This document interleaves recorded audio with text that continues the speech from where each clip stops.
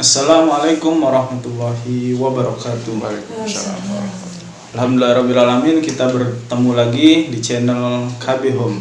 Insyaallah hari ini kita dalam keadaan sehat walafiat, dalam keadaan selalu Allah lindungi.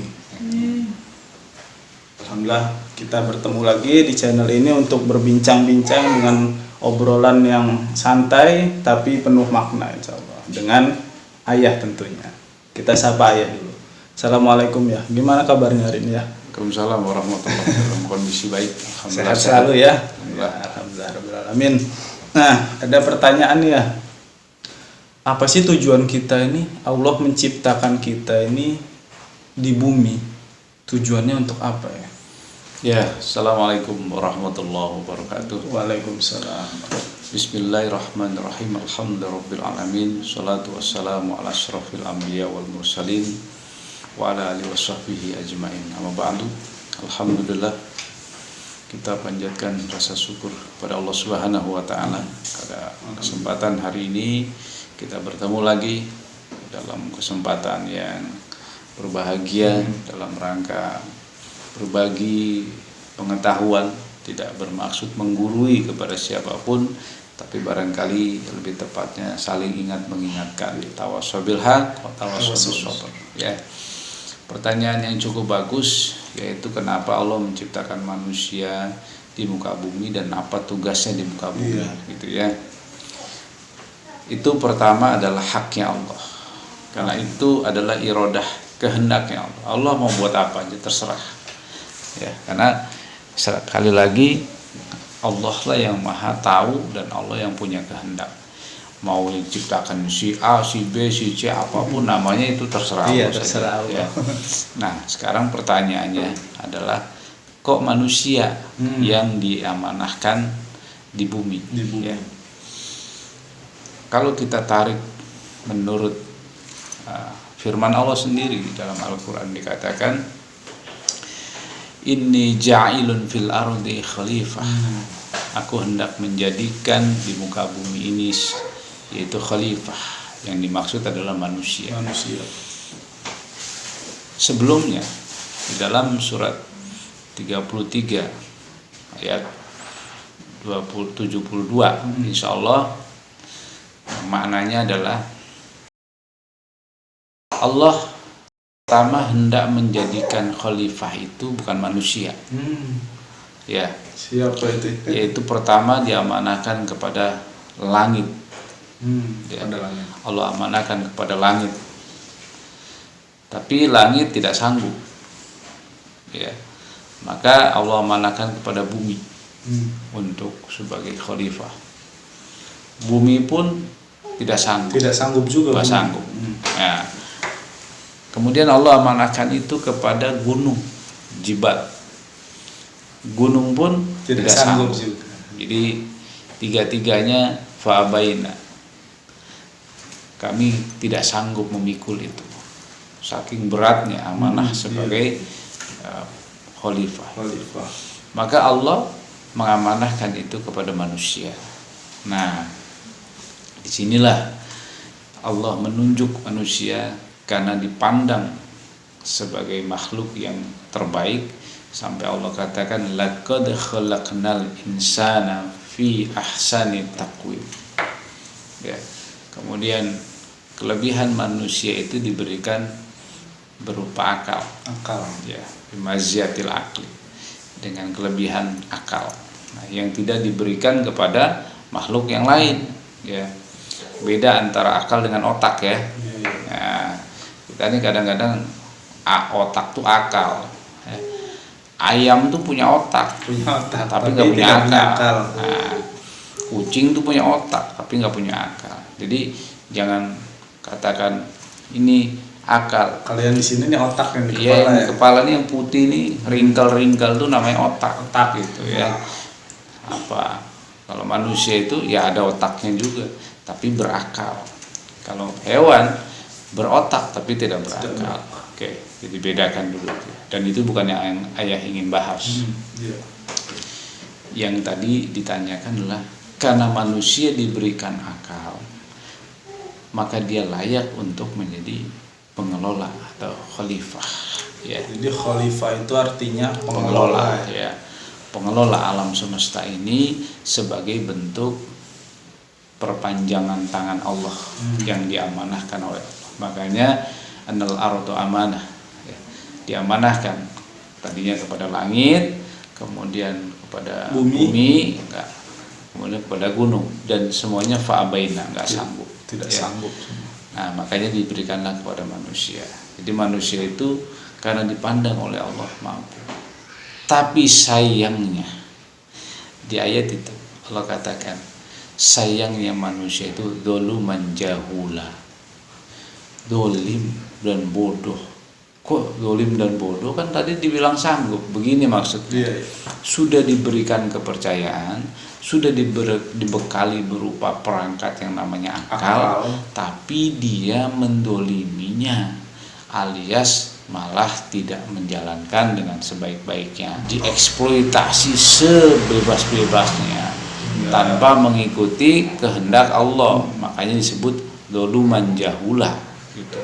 Jahula itu lebih bodoh dari jahil, sangat bodoh. Kenapa? Sudah diberikan amanah tapi begitu. Jadi kenapa? Karena manusia itu tadi diberikan kemampuan. Kemudian tugas manusia di situ sebagai khalifah itu ngapain? Wa ma khalaqtul jinna wal insa illa liya'budun. Tidaklah aku menciptakan jin dan manusia kecuali untuk ibadah. Dan ibadahnya manusia adalah menjadi khalifah di muka bumi, menjaga alam ini supaya teratur, supaya mengikuti kehendak Allah. Keteraturan itu bukan menurut siapa-siapa. Keteraturan itu menurut Allah, sebagaimana selalu ayat ingatkan, wa ahsin kama ahsanallah ilaika. Berbuat baiklah sebagaimana aku berbuat baik. Teraturlah sebagaimana aku mengatur. Wala tabghil fasada fil ard innallaha la yuhibbul mufsidin. Jangan buat kerusakan, karena Allah enggak suka orang-orang yang berbuat kerusakan. Jadi gitu, tujuan manusia diciptakan oleh Allah itu untuk ngatur alam semesta ini, dari airnya, udaranya, bumi, tanah dan lain sebagainya. Ini diamanahkan kepada manusia. Tapi sayangnya banyak manusia yang merusak. Maka disebut doluman jahul gitu.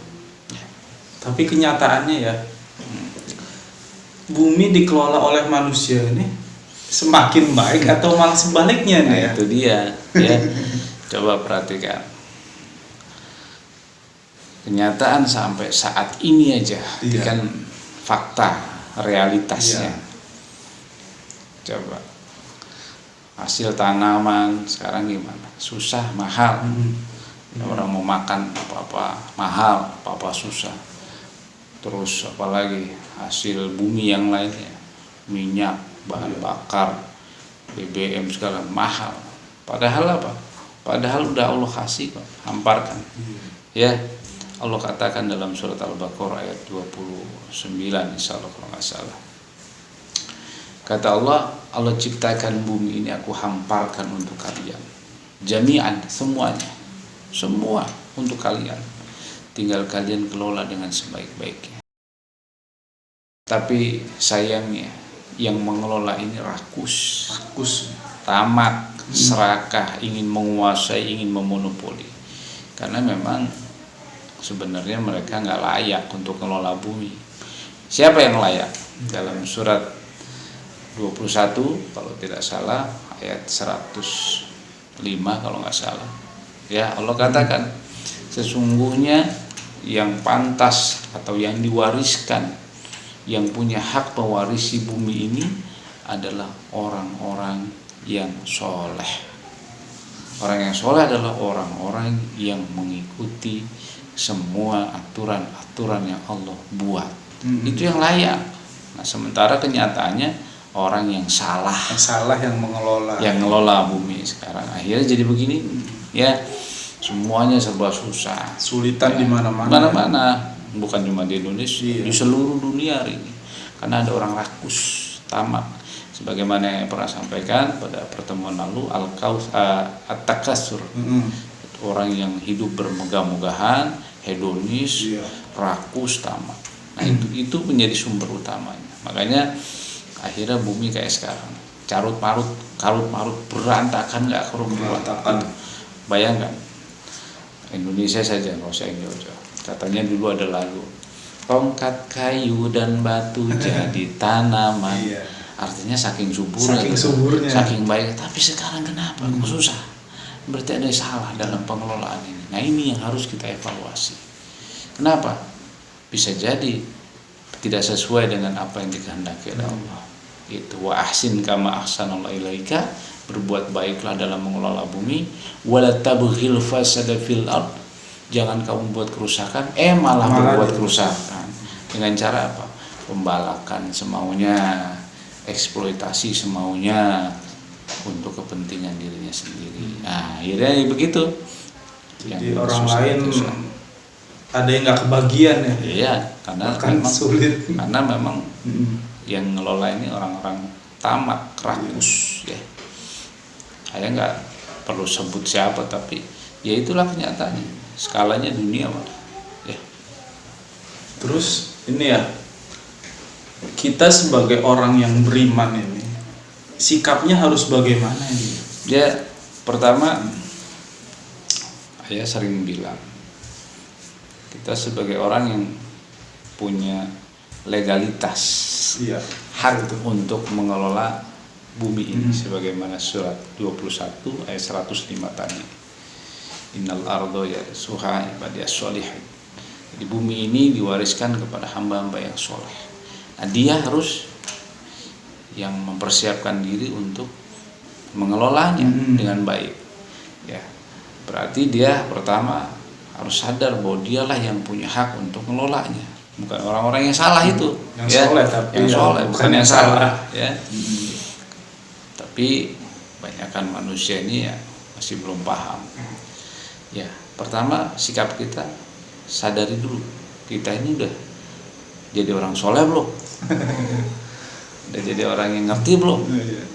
Yang kedua, ya banyak-banyak istighfar dulu lah, mohon ampun, taubat pada Allah. Nah, kita ini kebanyakan ngaku orang soleh, tapi bumi dihancurkan, kita biar aja, kita diamkan saja. Ya, alam dirusak, kita diam aja.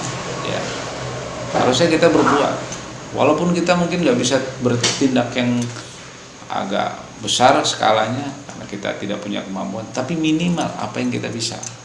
Ucapan kita seperti ini kan ngomong sebagai pengingat, menasihati, dan setidak-tidaknya hati kita mendoakan supaya nanti yang pantas ngelola bumi ini hamba-hamba Allah yang soleh. Sebagaimana amanah surat 21 ayat 105 itu tadi. Karena itu ibaratnya legalitasnya dari Allah. Dari Allah. Ini suratnya nih. Surat aku amanahkan kepada kamu. Gitu. Silakan dikaji surat itu pada pemirsa semuanya, kita semuanya. Oh, itulah sebenarnya hak untuk mengelola alam semesta supaya nggak hancur kayak sekarang adalah orang-orang yang soleh, bukan yang salah. Jadi kita sebagai orang beriman sikapnya apa, Mas? Menyadari dulu kita ini sudah jadi orang soleh belum? Kemudian kita sadar nggak kita itu sudah diamanahkan oleh Allah untuk ngatur ini alam semesta ini dengan baik, dengan benar. Air itu kan nggak ada yang beli air. Emang bisa bikin air? Nggak bisa. Allah yang bikin semua. Tanah emang bisa bikin tanah? Nggak bisa. Apalagi udara nggak bisa. Jadi air, tanah, udara itu aslinya nggak usah bayar. Kenapa? Allah ciptain, kita nggak produksi apapun, hanya kita memfasilitasi. Nah, itu artinya harusnya bukankah tanah, air, dan bumi serta isinya itu adalah haknya manusia yang untuk dikelola untuk kebersamaan, bukan untuk dirampas, dikuasai, ya itu tadi ya oleh orang-orang yang rakus dan tamak ingin menguasai.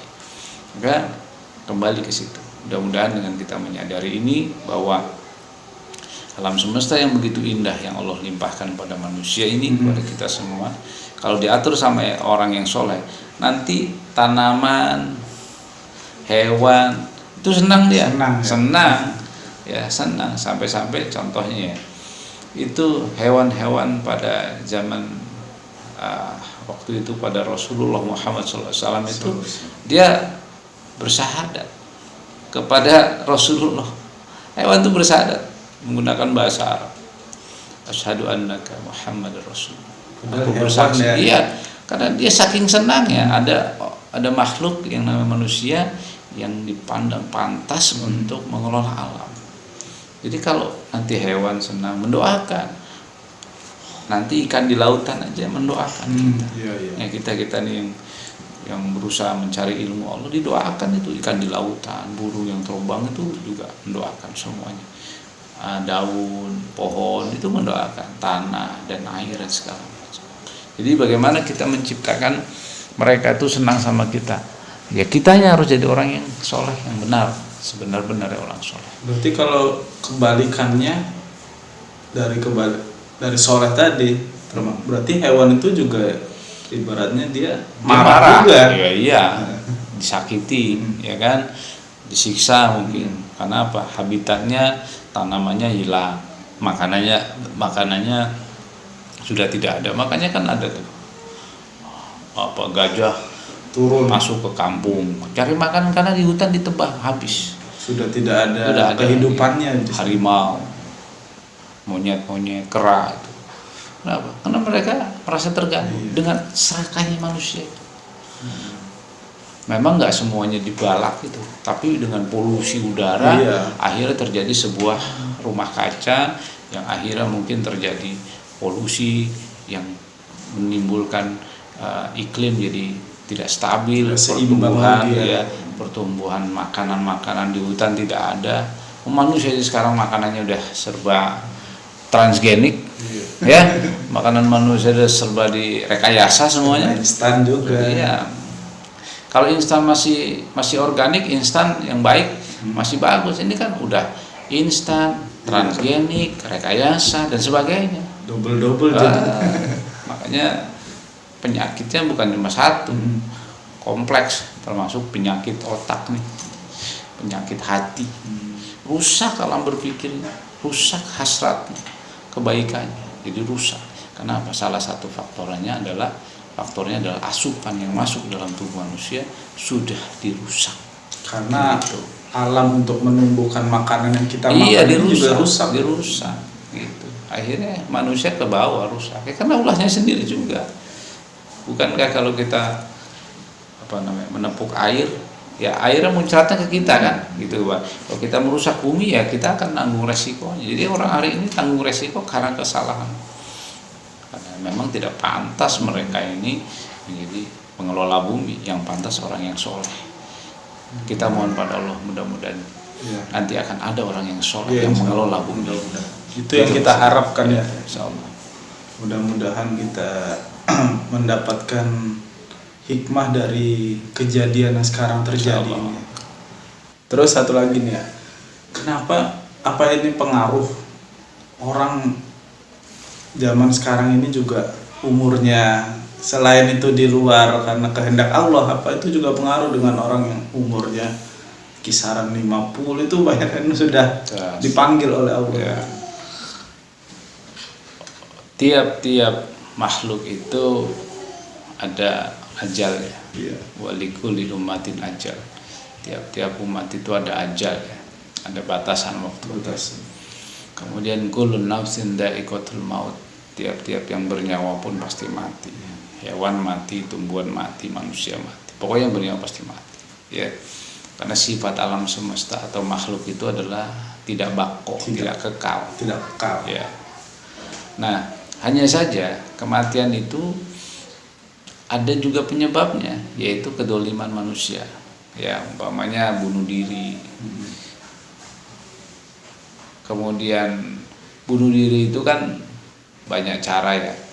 Ada dengan langsung meracun atau bunuh dengan pedang atau apa gitu, atau gantung diri. Tapi ada juga pola hidup yang sembrono. Ya, makan salah sembarangan, nggak ngelihat kadarnya, kebutuhannya, kemudian kimia yang berbahaya yang kita konsumsi, itu juga menjadi penyebab kenapa kita cepat meninggal. Karena begini, nyawa itu hanya betah di tubuh manusia, di jasad yang baik. Tapi kalau jasadnya udah rusak, nyawa juga nggak betah. Dia keluar, dia pergi, dan itu Allah juga kehendaki begitu. Ya. Jadi jangan dikira kan ini takdir, semua juga takdir, semua takdir. Tapi apakah kejahatan itu Allah yang kehendaki? Enggak. Apakah kedoliman itu, kedoliman makan, Allah yang kehendaki? Enggak, kamu sendiri yang salah. Gitu. Jadi jangan semua takdir, iya. Tapi penyebabnya, tapi ada asbabnya, ada lihat rentetan masalahnya itu kenapa, gitu. Jadi kita ini sebagai manusia yang diberikan akal, gunanya tuh gitu tuh, bukan keyakinan buta. Itu pikirkan, kenapa? Oh iya, udah tahu nggak boleh dimakan juga, ya dolim namanya, terus mati, terus takdir dari mana ceritanya? Gitu. Jadi kita berusaha sebaik-baiknya, termasuk memilih yang baik untuk diri kita, baru nanti keputusannya. Jadi manusia itu wajib menjaga. Berulang-ulang saya sampaikan. Ku anfusakum, pelihara dirimu, jaga dirimu, termasuk merawat jasad kita, fisik kita, itu wajib. Dengan apa? Ya ini makanan yang ada di alam semesta. Kita jaga, maka bumi jangan dirusak. Itu simpulnya. Buminya tidak dirusak, diri kita tidak dirusak, insya Allah baik. Hidup kita lebih baik. Lebih baik, ibadah lebih khusyuk, ya. Dan kita akan semakin tunduk kepada Allah. Karena itu tujuan kita memang diciptakan untuk ibadah. Iya. Gitu. Insya Allah mantep ini obrolan kita. Jadi dari mengelola atau menjaga bumi, menjaga diri kita, insya Allah kita jauh lebih baik ya. Insya Allah. Terima kasih ya untuk Sama-sama. ilmunya pada hari ini. Mudah-mudahan menginspirasi dan bermanfaat untuk kita semua. Insya Allah kita bertemu di pertemuan selanjutnya ya dengan pembahasan yang jauh lebih mendalam lagi, jauh lebih menarik dengan topik-topik yang lain. Terima kasih ya kawan-kawan semuanya, mudah-mudahan bermanfaat untuk kita semua apa yang kita bahas hari ini, dan kita bisa jauh lebih baik menjaga diri kita supaya hidup kita ini diterima oleh Allah dan diridhoi oleh Allah, seperti itu ya. Itu saja. Sekali lagi terima kasih untuk Ayah. Kawan-kawan, assalamualaikum warahmatullahi wabarakatuh. Waalaikumsalam warahmatullahi wabarakatuh.